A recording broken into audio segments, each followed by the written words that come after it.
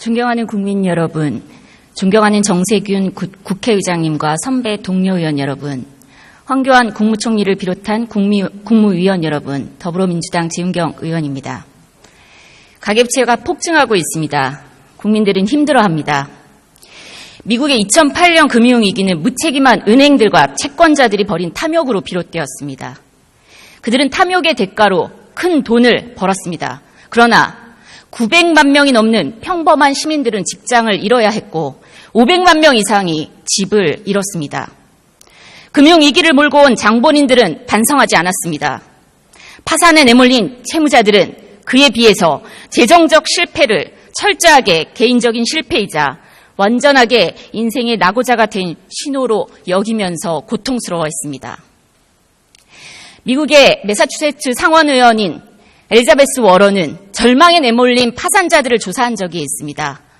설문지의 한 남성은 자신이 왜 파산하게 되었는지 단 3마디를 적었습니다. 멍청해서, 멍청해서, 멍청해서. 가계부채가 GDP의 90%에 육박하고 가처분 소득 대비 180%를 넘어서고 있는 위기의 대한민국. 빚에 신음하는 사람들의 고통도 이와 다르지 않습니다. 빚에 신음하는 우리 국민들도 한결같이 이렇게 읊조립니다. 지옥 같은, 살아서 뭐하나, 아이들 얼굴을 볼 수가 없다, 죽음보다 더한 삶. 위기에 내몰린 시민들의 재정 상태, 파탄난 국민 살림살이, 국민들은 박근혜 대통령 한 사람만 탄핵한 것이 아닙니다. 바로 이 부조리한 현실 모두를 탄핵한 것입니다. 유료 경제부총리 나와주십시오.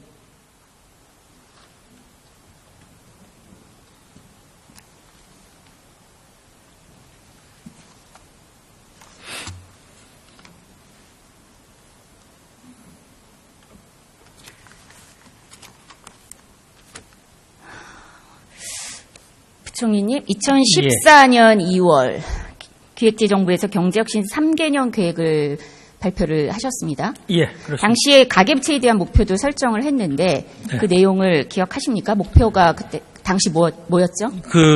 가계부채 그 증가를 억제하는, 제가 지금 숫자를 안 가지고 죄송합니다. 근데 하여튼 가계부채 증가를 억제하는 것인데, 예. 가처분 소득 대비 가계부채 비율을 5%포인트 인하하는 것이고, 그래서 내년도 17년까지 160% 초반으로 한다 하는 것입니다. 예, 그때 당시의 가계부채, 가처분 소득 대비 가계부채 비율이 160% 수준이었고, 그래서 목표는 155%까지 낮추겠다. 이런 목표를 설정했습니다. 화면을 봐주시기 바랍니다. 그렇게 목표를 설정을 하셨는데 3분기 기준입니다. 올 3분기 가계부채 비율은 178%, 연말까지 가면 180%까지 상승하게 될 것이다. 이렇게 추정이 됩니다. 당초 정부가 약속한 5%포인트 떨어진 것이 아니라 20%포인트 상승했습니다. 이 정도면은 정부의 가계부채 대책 실패한 거 맞죠? 예, 그걸 가계부채, 3개년 계획 목표에는 달성하지 못했습니다. 그런데 이제 물론 어떻게 볼 것이냐에 대한 다른 얘기겠습니다만, 어쨌든, 3개년 계획의 현재까지 목표는 현재 달성을 못한 것이 맞습니다. 예, 달성 못한 것이 맞고, 사실은 어떻게 보느냐에 따라 다른 것이 아니고요. 실패한 것이 맞습니다. 이렇게 가계부채가 급증한 원인 뭐라고 생각하십니까? 예, 암만 해도 저금리라는 것이 좀 작용을 했을 것이다. 그리고 이제 소위 주택시장이 정상화되는 부분이 있으면서,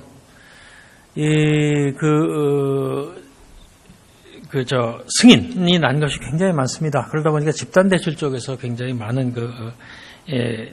부채가 늘어났고, 그것이 가계부채로 된 것이 있습니다. 한간에서 전문가들 그리고 야당이 지적하는 바를 모르진 않을 텐데요. 답변을 이렇게 피해가시는 것 같습니다. LTV DTI 완화가 결정적이지 않았습니까? 박근혜 정부 들어서서 2차례 걸쳐서 LTV DTI 완화를 했습니다. 한 번은 2013년 5월 현호수 부총리가 한시적으로 완화를 했고, 그리고 2014년 7월 최경환 부총리가 부동산 경기를 살려야 된다라고 하면서 전격적으로 완화를 합니다. 아까 그 그림을 다시 보시면요. 2014년 하반기부터 가계부채 급증세로 돌아서고, 또 보시면은 소득 증가율은 떨어집니다. 그리고 부채 비율도 급등세로 전환을 합니다. 다음 화면을 좀 보시죠. 의도했던 대로 집값은 올랐습니다. 박근혜 정부 4년 동안 전국 아파트 기준 매매 가격 22% 평균 5,643만 원 올랐습니다. 특히 LTV가 전격적으로 완화된 2014년 7월 이후에 완만하던 주택담보대출의 증가세는 급증세로 전환이 됐고 주택가격 상승폭도 더욱 커졌습니다. 부총리, LTV DTI는 금융 건전성 관리를 위해서 대단히 중요한 정책입니다. 네. 이 정책을 완화해서 집값은 올라가고 그리고 가계부채는 폭증했습니다. 맞죠? 집값이 22%, 제가 이건 좀 살펴봐야 되겠습니다만 집값은 그래도 그것 때문에라기보다는 어쨌든 비교적 안정적으로 상승을 했다고 볼 수 있습니다. 다만 그 당시에 LTV DTI 이른바 이제 저희가 규제 합리화라고 하는 것은 그 원래 그것이 도입되고 강화될 때에는 주택 경기가 매우 과열되어 있을 때입니다. 그것과는 좀 다른 상황이었다 하는 말씀은 드릴 수가 있습니다. 다만 그 이후에 저금리라든가 이런 것들이 복합이 되다 보니 그 가계부채가 저금리는 2003년부터 꾸준히 이어져 왔습니다. 저금리가 오늘 갑자기 이어졌던 것이 아니고요. 그럼에도 불구하고 저금리와 LTV DTI 규제 완화가 맞물려서 가계부채가 폭증했다는 점은 정부가 깊이 반성해야 될 대목입니다. 박근혜 정부 시절 동안 3명의 경제부총리가 지나간 자리에 가계부채만 남았습니다. 다음 화면 보시죠. 현오서 부총리 때 연간 48조 원, 최경환 부총리 때 연간 111조 원, 유일호 부총리께서 맡고 있는 올해 130조 원 증가했습니다. 부총리, 우리나라 가계부채 여전히 관리 가능하다고 생각하고 계십니까? 예, 부총리 본인 취임 이후에 증가한 가계부채에 대해서 어떻게 생각하십니까? 예, 이렇게 많이 는 것에 대해서는 저도 참 조금 안타깝게 생각을 합니다. 지금 그 가계부채 문제가 관리 가능하냐는 말씀을 물으셨기 때문에 지금으로 봐서는 가계부채 질적 관리는 가능하다고 봅니다. 왜냐하면 질적인 구조는 상당히 양호해진 것은 또 사실입니다. 그런데 아까 다른 의원님 지적에도 답변을 드렸습니다마는 이것이 규모 자체가 늘어난다는 것은 저희로서도 좀 걱정을 해야 되는 부분이라고 저는 생각을 합니다. 경제주장들은 하나같이 가계부채가 관리 가능하다 이렇게 장담을 하고 있습니다.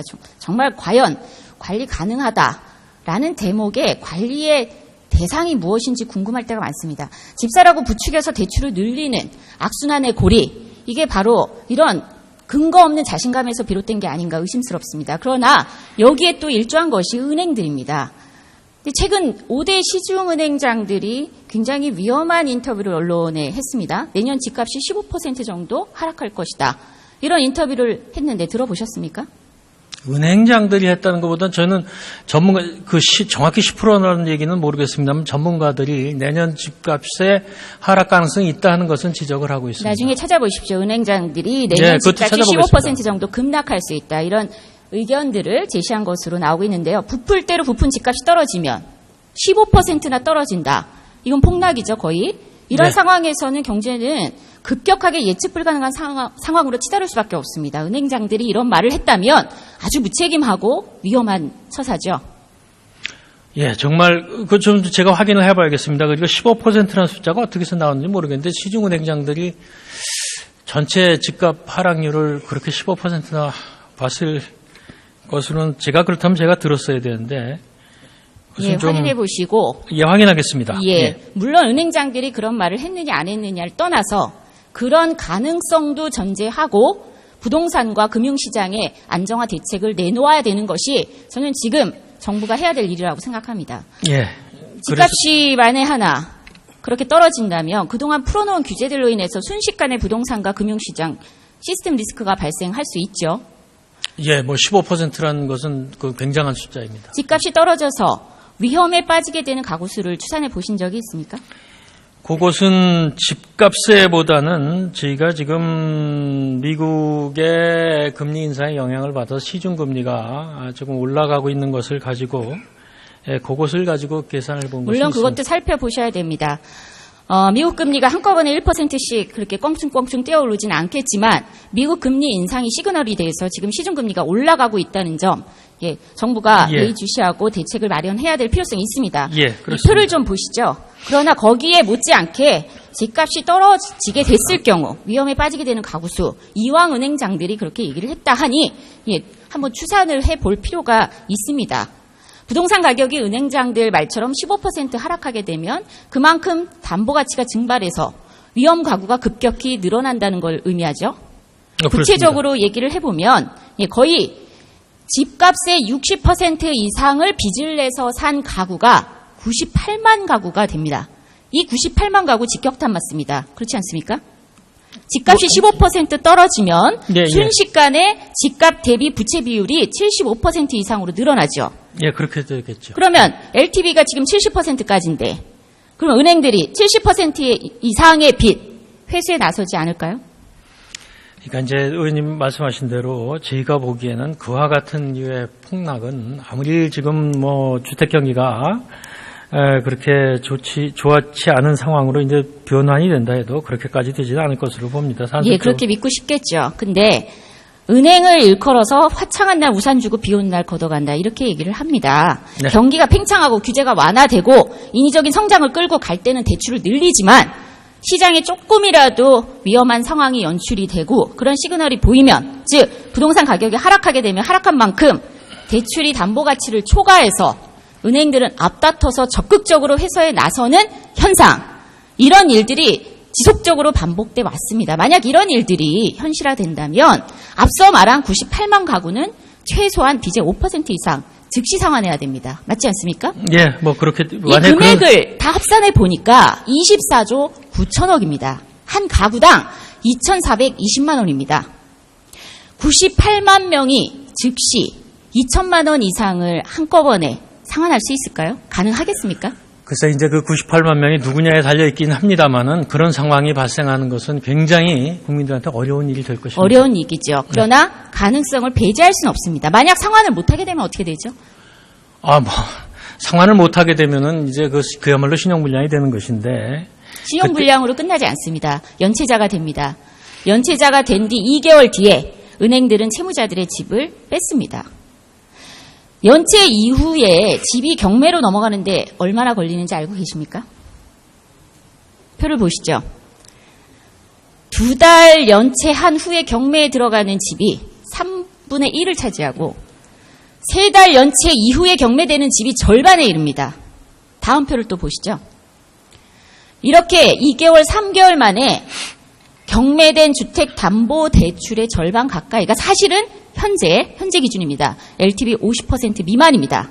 이 얘기는 은행들이 경매나 매각이 아니라도 충분히 다른 방식을 동원해서 회수할 수 있는 여지가 있었다. 그럼에도 불구하고 그걸 찾지 않고 편의상의 이유로 빠르게 처분함으로써 채권을 회수해버리고 있습니다. 2008년 당시 미국에서도 집값이 하락하니까 모기지 대출 회사들이 자동으로 담보권을 실행하는 로봇 사이닝을 동원을 했습니다. 그리고 이 로봇 사이닝이 바로 채권의 투매로 이어졌고 글로벌 금융위기의 주요한 원인이 됐습니다. 그리고 그런 일은 벌어지면 안 된다.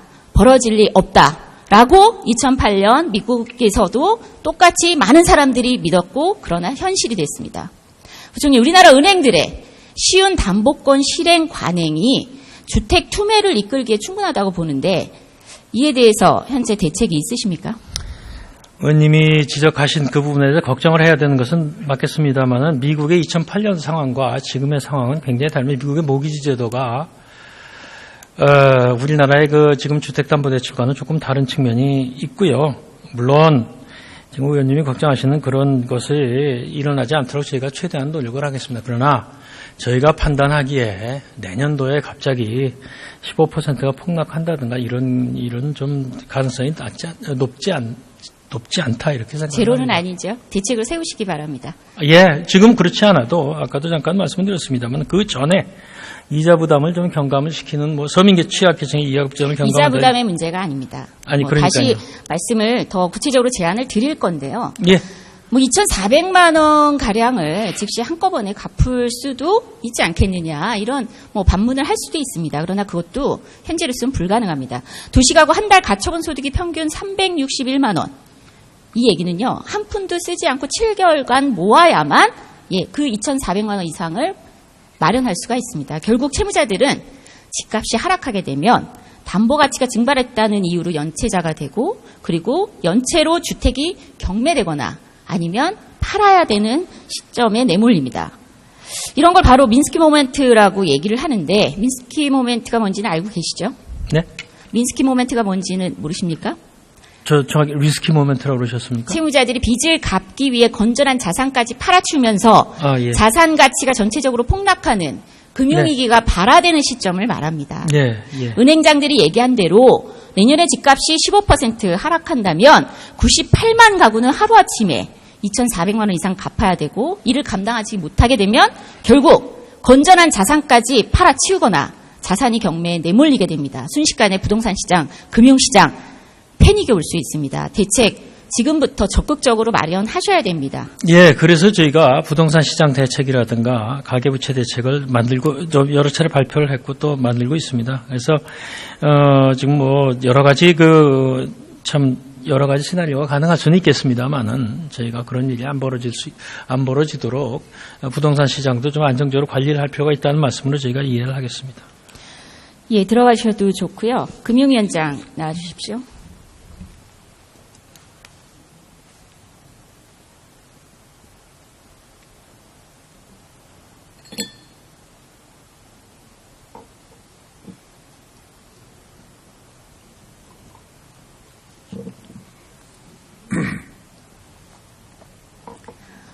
어, 2008년 금융위기의 원인이 되었던 미국 모기지 사태 전후 압류된 주택수가 얼마인지 알고 계십니까? 네, 숫자는 제가 잘 모르겠습니다. 예, 사태 이전까지만 해도 연간 12만 채 정도가 압류됐었다고 해요. 근데 2008년 금융위기 이후에 연간 30만 채까지 불어납니다. 앞서 말한 부도 이용 가구가 98만이 될 수도 있다. 물론 뭐 그 이상이 될 수도 있고 이것이 과도한 예측일 수도 있습니다. 그럼에도 불구하고 지금 평균 LTV 따져봤을 때 굉장히 심각한 상황도 우리는 가정해봐야 된다고 생각합니다. 이런 숫자가 사실 절대 가볍게 볼 것이 아닙니다. 미국은 압류주택이 그 사회적 문제가 되니까 2008년 주택경기 회복법 그리고 2009년 긴급경제법을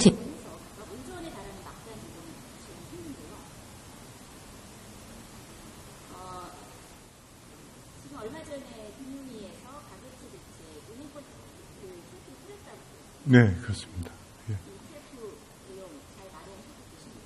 예. 의원님께서 우려하시듯이 만약에 연체가 발생하면 그 주택의 차주들이 갖는 그 위험성 혹은 부담 이런 것에 대해서 많은 우려를 하고 계신 것으로 알고 있습니다. 그래서 연체의 발생 과정부터 이것을 담보를 경매하기까지 과정을 놓고 과연 이런 한계 차주들을 어떻게 보호해야 할 것이냐 하는 문제를 의원님께서 그동안 상임위에서도 많은 제안을 해주셨고 여러 가지 방법을 지금 논의를 하고 있습니다. 그래서 그런 여러 가지 대안들을 두고 저희가 금융권과 협의를 하고 법률적인 충돌의 여지도 판단을 해서 저희가 내년 초까지는 그런 방안들을 모색해 보도록 하겠습니다.